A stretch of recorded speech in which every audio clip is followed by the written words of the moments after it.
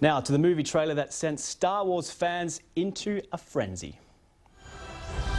I only know one truth.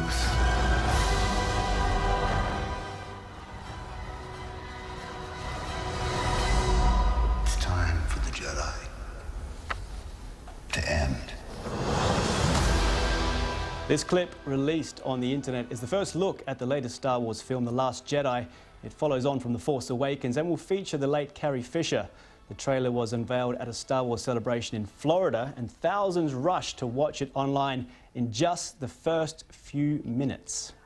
Well, one of those was Scott Casanova, a huge fan of the films and a contributor for the Boba Fett Fan Club.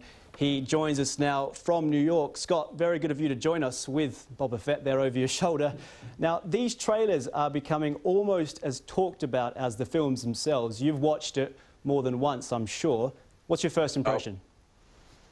It's very exciting, very exciting. And, you know, after her death last year, fans of Princess Leia will be happy to see the late Carrie Fisher in what seems to be a quite pivotal role in this movie. Yeah, it will be bittersweet. I mean, we've seen that in some other films recently as well, where actors have passed and films have come out after that. But definitely looking forward to seeing her in what seems to be a much larger role in this next film. What's your impression of this? Does it actually matter how good the plot lines are of these movies or how good the battle scenes are? Basically, the fact is people will pay their money to see any film that's connected with the Star Wars franchise, won't they? I think there is some of that. There's a new movie coming out. We got to go see it. But I think for the real Star Wars fans, it's the story that does matter. That's pretty much how Lucas built this franchise from the get-go. It's always been very story-centric.